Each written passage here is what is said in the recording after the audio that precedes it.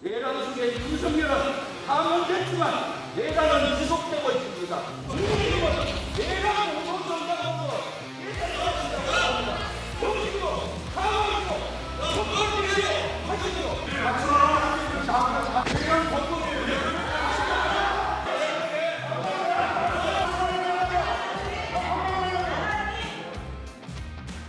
점잖기로 소문이 나신 우리 권영진 의원님이 어제 저 상황의 주인공이셨군요. 지금 보니까 평소에 이 점잖은 선배 국회의원께서 어떻게 된 겁니까? 일단 여야가 이제 탄핵 심판 이후에 날카로워진 건 사실인 것 같아요. 그런데 적어도 넘지 말아야 될 선이 있습니다. 여당은 여당의 입장에서 또 야당은 야당의 입장에서 서로를 공격하고 또 싸울 때가 있죠. 그런데 어제 김병주 의원의 그것도 마이크가 꺼지고 난 이후에 발언 시간을 넘겨서 의도적으로 국민의힘을 내란 공모한 내란 동조 정당이다. 그리고 또 해산시켜야 된다라고 얘기했던 것들은 선을 넘어버렸습니다. 사실은 지금 이제 우리 국민의힘 의원들은 만약에 하나 민주당이 집권을 하게 되면은 또 헌법재판소의 구성이 정말 민주당에 가까운 성향의 사람들로 채워진다고 하면은 아마 틀림없이 국민의힘을 내란 동조 정당으로 공범으로 몰아서 해산 심판까지 갈 거다, 이런 위기 의식을 지금 느끼고 있는 상황이거든요. 그런 상황에서 어제 김병주 의원이, 저분은 이제 최고위원 아닙니까? 그분이 그것도 본회의장에서 그 국민의힘 의원들 앞에 다 두고 저런 얘기를 하는 걸 보면서 제가 저거는 끊어줘야 되겠다. 저런 식으로 면전에서 해산을 해야 된다. 면전에서 뭐 이런 해산을 얘기를. 해야 된다 얘기하니까 저거는 앞으로 저런 게 습관화되면은 안 되겠다. 좀 강하게 좀 항의를 해야 되겠다 싶어서 사실은 제가 평소에 그렇게 잘 안 합니다만 국회의원으로서는 뭐 국민들께 좀 송구스럽죠. 저 모습이 좋은 모습은 아닙니다. 그래서 오늘 아침에 이제 국회 이제 목욕탕에 가면은 저울 앞에 보면은 국회의원의 윤리강령이라고 있어. 그걸 다시 읽으면서 그게 일조가 그 국회의원이 품위를 지켜야 된다. 네. 국민의 그 부분들 내가 조금 흥분해서 지키지 못했구나, 이런 좀 반성도 했습니다만은 어제는 정말 대정부 질문은 국민의힘은 민주당을 외환 옹호당이라고 낙인 찍고 또 민주당은 국민의힘을 내란 공조 정당이라고 낙인 찍고 이렇게 하는 전형적인 뭐 정쟁의 극치였다고 봅니다. 저런 대정부 질문을 보면서 국민들이 정말 엄청난 스트레스 받을 거예요. 근데 앉아 있는 저희들도 스트레스 엄청 받습니다, 사실은. 우선 뭐 이 자리를 빌어서 어제 제가 했던 또 저 부적절한 행동에 대해서는 국민 여러분께 죄송하다는 말씀드리고요. 복경 의원님 나와 계시면 동료 의원들께도 제가 어찌 보면은 제가 국회에서 이제는 좀 어느 정도 선배인데 제가 제대로 선배된 모습을 못 보여드린 것 같아서 송구스럽다는 말씀도 전합니다. 뭐 통상협상을 바탕으로 마지막 소임을 다하겠다는 거는 대선 출마하겠다는 얘기는 아니죠. 근데 정치권에서 자꾸 저걸 애매모호하다 그러면서 자꾸 한대행을 대선판으로 끌어들이는 겁니다. 저는 우선은 뭐 우리 당에서 의원들이 뭐 그런 대망론을 띄우고 그렇게 하는 것도 저는 잘못됐고, 또 민주당에서 그걸 과잉해서 지금 얼마나 이게 나라가 위기입니까? 이게 통상 전쟁 속에서 대통령도 지금 부재해서 권한대행이 국가를 이끌어가고 있는 상황에서 그 한덕수 권한대행을 한번 탄핵했죠. 80 며칠 만에 다시 돌아왔습니다. 이제는 또 헌법재판관 임명 가지고 고발합니다.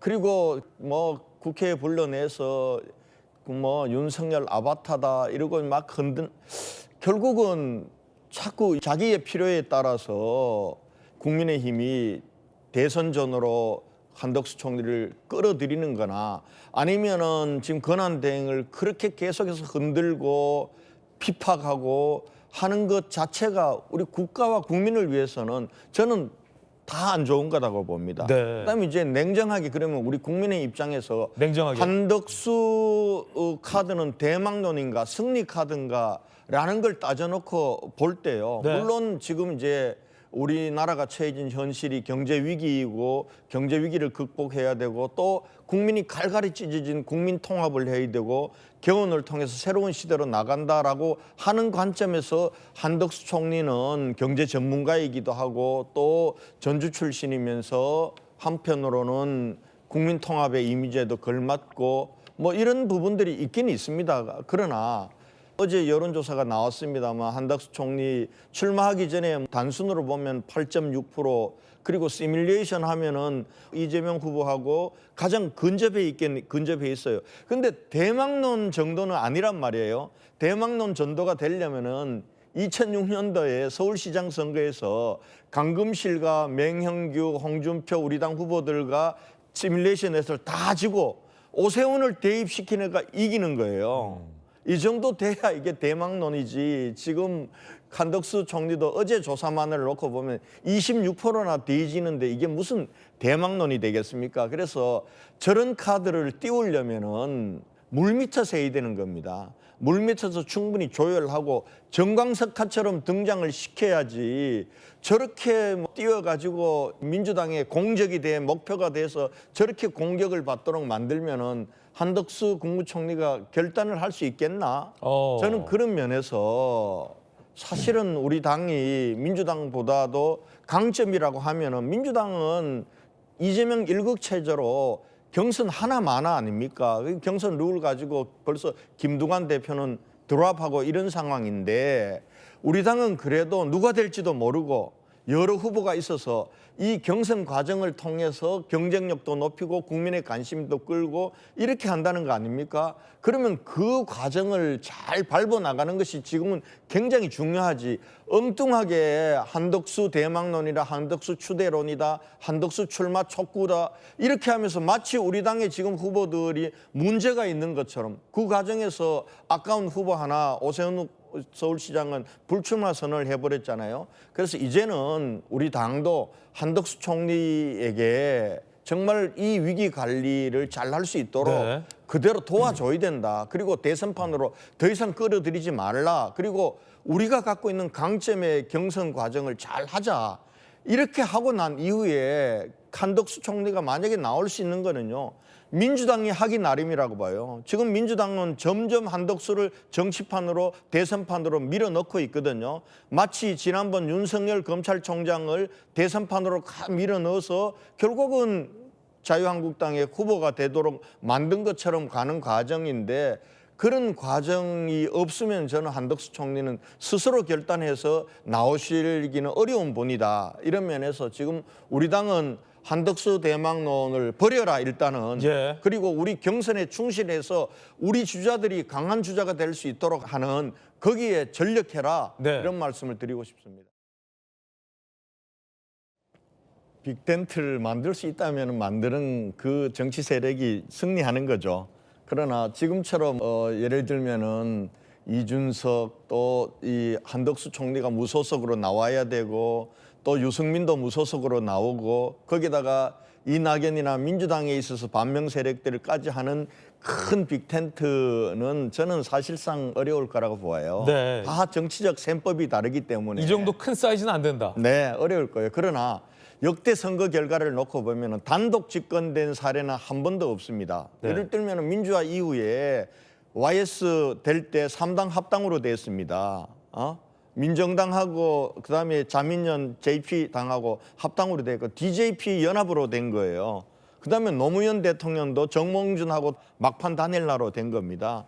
결과적으로 지난번 윤석열 대통령 되는 것도 막판에 안철수랑 단일화를 통해서 0.73% 이긴 거거든. 저는 지금 여론조사 차이가 굉장히 많이 납니다. 그러나 결과적으로는 49대 51로 수렴될 거라고 봐요. 그러면은 한 2, 3%를 어떻게 하면은 더 가지고 올 건가가 막판 후보 단일화라든지 뭐 그게 빅텐트가 됐든 스몰 텐트가 됐든 이런 움직임은 이번 대선에서도 없을 수가 없어요. 없을 수 없고 반드시 나타날 겁니다. 그렇기 때문에 지금처럼 이재명 대통령 다 된 것처럼 뭐 그렇게 여론조사 결과도 나오고 또 본인도 그렇게 생각하지만은 그렇게는 가지 않을 겁니다. 다만 과연 우리 국민의힘이 정말 경선 과정을 통해서 얼마나 우리라도 강한 후보를 만들어내느냐.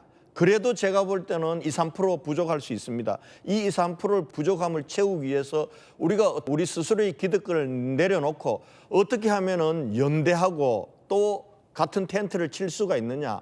저는 그 속에서 임기 단축 개헌이란 거는 가능한 카드가 될 수 있다라고 봅니다. 그리고 또 현실적으로 이재명 대표가 굉장히 유력한 대선 후보이면은 틀림없지만은 그만큼 반대적으로 이재명 포비아라든지 이재명은 안 된다라는 거부권 비토 여론도 크기 때문에 이것을 어떻게 하면은 빅텐트가 됐든 스몰 텐트가 됐든 아니면은 후보 연대가 됐든 단일화가 됐든 이걸 실현시킬 수 있느냐에 따라서 마지막 승패는 결정 날 거다 그렇게 전망합니다.